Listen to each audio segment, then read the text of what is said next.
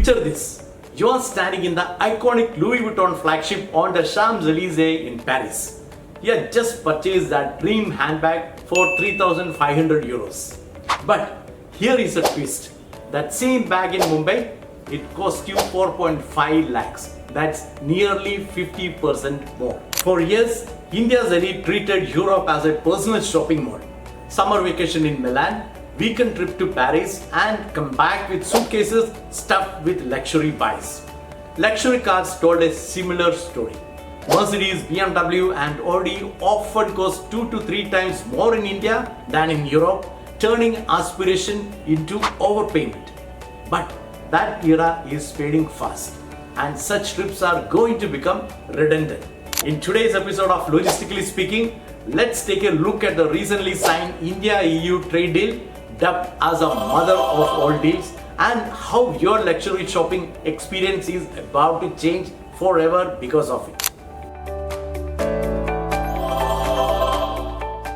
On January 27, 2026, history was made in New Delhi. After nearly 2 decades of negotiation, India and the European Union, they finally sealed what European Union President Ursula von der Leyen called the mother of all deals. Let me explain the magnitude of this deal by talking on 4 areas. Firstly, the combined population affected by this agreement will be 2 billion people. Second, 25% of global GDP or 1/4 of the world's entire economic output become part of this deal. Third, 1/3 of global trade will be flowing between these two economic powerhouses. And lastly, from the trade value of 136.5 billion in 24-25, this is expected to hit 200 billion by 2030. India has signed free trade agreement with over 14 countries. But this European Union deal is the most comprehensive one India has ever negotiated. It covers not just goods but services, digital trade, intellectual property and even defense cooperation. The timing is everything. With the US imposing a crushing 50% tariff on Indian goods, partly as punishment for buying Russian oil, India needed to diversify. The European Union, on the other hand, needed a reliable partner as China relationship cooled. This trade deal was a match made in geopolitical heaven. The segment that's about to witness the most dramatic transformation is luxury automobiles. India currently slaps a 110% import duty on luxury cars, which means if a Mercedes costs 80,000 euro in Germany, by the time it reaches India, it's nearly 2 crore Indian rupees. Under this deal, tariff will gradually drop to just 10% for up to 250,000 European vehicles annually, and duties on car parts will be completely abolished in 5 to 10 years. Let me give you an example with numbers. A BMW 7 Series that's currently costing around 1.95 crore in India could potentially drop to 1.2 to 1.3 crore. That's a saving of 60 to 70 lakhs, enough to buy a luxury vacation home in Goa. India's luxury car market tells a compelling story. The current market size was 1.32 billion in 2025, which is growing at 6.6% CAGR and is expected to reach 1.82 billion by 2030. Though the percentage of luxury buyers is less than 1% of India's population, due to the size of population, any percentage is an interesting number. Mercedes-Benz, BMW and Audi, the German big three, are already rubbing their hands with joy. Mercedes CEO called it very good news for both the European Union and for Germany. If you have noticed, India's luxury car market has a peculiar trend. SUVs captured 48.1% of the market in 2024. Why is that? Indians love that commanding road presence and high ground clearance for our challenging roads. This deal means brands like Range Rover, Porsche, Mercedes-Benz and BMW, who all offer some amazing SUVs, will become significantly more affordable to Indian population. This deal will accelerate the trend of luxury car purchases across Indian market, extending beyond Mumbai and Delhi to cities like Surat, Indore, Ludhiana, Coimbatore and many other tier 2 cities. The deal also uncorked a wine revolution. Currently, India imposes a 150% import duty on wine, one of the highest in the world. That bottle of Bordeaux that costs Euro 20 in France end up costing you rupees 4,500 in Delhi. But post-deal, premium wine tariff will drop from 150% to just 20%, spirit down to 40% and beer to 50%. India's wine market is already bubbling with joy. The market size was $400 million in 2025 and is projected to grow at 17% from 25 to 2033. In fact, the wine imports surged 50% in the first half of 2025 and 2.5 million liters worth 12.55 million was imported in the first half of 2025. But here is what's fascinating.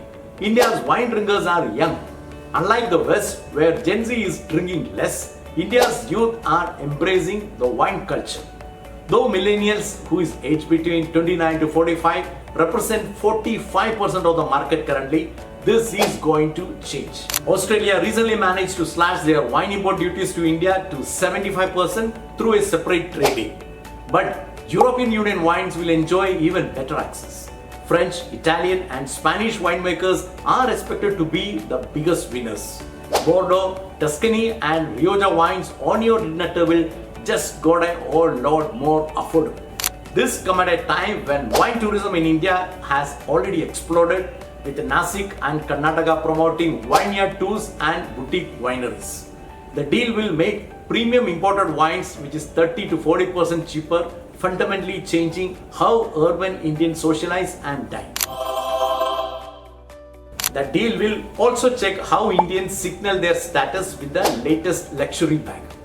It was a tradition to fly to Paris, stroll down Avenue Montaigne, walk into the Louis Vuitton flagship and buy that iconic Speedy bag and post it on Instagram with the tagline, Day 1 in Paris. That flex just lost some of its shine. Now brands like Louis Vuitton, Gucci, Hermes and Prada are about to make India a priority market like never before.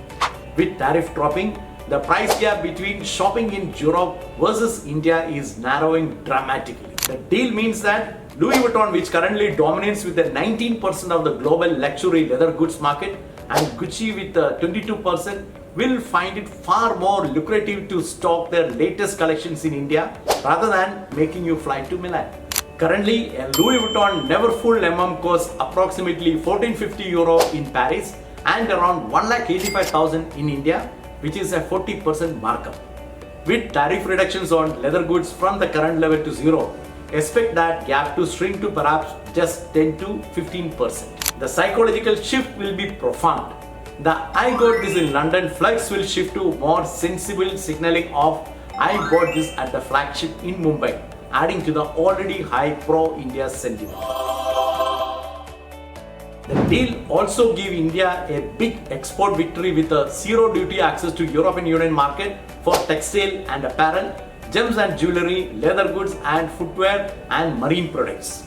These labor-intensive sectors offered high potential for export growth and job creation of 6 to 7 million in textiles alone. India's gems and jewellery exports were already strong, but this deal will open the floodgates. Indian diamond cutting and polishing, which processes 90% of the world's diamond, will now reach European markets with the zero duties. Tanishq, one of India's largest jewellery brands, has been eyeing European expansion but faced hefty duties. With this deal, Indian jewellery brands can compete head-to-head with the European names on their home turf. Indian designers like Sabyasachi, Gaurav Gupta and Rahul Mishra have already made waves internationally. Gaurav Gupta's design appeared on Emily in Paris season 4. This deal gives these designers tariff-free access to sell in European luxury boutiques. So, what does this all mean for the average affluent Indian consumer? Number 1, democratization of luxury. Entry-level luxury becomes genuinely accessible. That 50 to 80 lakh car segment is going to explode. The 1 to 2 lakh designer handbag no longer require a European vacation. Number 2, Tier 2 city boom. Cities like Chandigarh, Indore, Kochi and Jaipur will see luxury brand expansion like never before because the economies finally make sense. Number 3, the end of shopping tourism. People will still travel, but the primary motivation won't be luxury shopping. that 200 billion travel retail market is going to see a major shift. But the true transformation is psychological. Luxury is no longer about scarcity through import barriers. It's about genuine brand experience, craftsmanship and personal style. Also, with the local stocking, brands reduce carbon footprint from air freight and environmental win-win. Let me also talk on some of the interesting details. Over 80% of Indian luxury shoppers will prefer international labels and 40% of luxury car buyers in 2025 opted for custom interiors. The India-EU trade deal isn't just about tariff cuts and duty reductions. It's about fundamentally realigning India's relationship with the global luxury. It's about young professionals in India accessing the same luxury products of Europe at same price level. That Louis Vuitton bag won't need you to plan a trip to Paris anymore.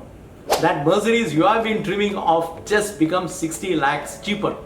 And that bottle of Bordeaux for your anniversary will no longer cost you a month's salary. The mother of all deal isn't just transforming trade. It is democratizing luxury, crafting millions of jobs and putting India firmly on the map as a luxury market that matters. So, the next time someone asks where you got that stunning handbag, you can proudly say right here in India. Share this video with someone still planning that luxury shopping trip to Europe. Thank you and see you next time.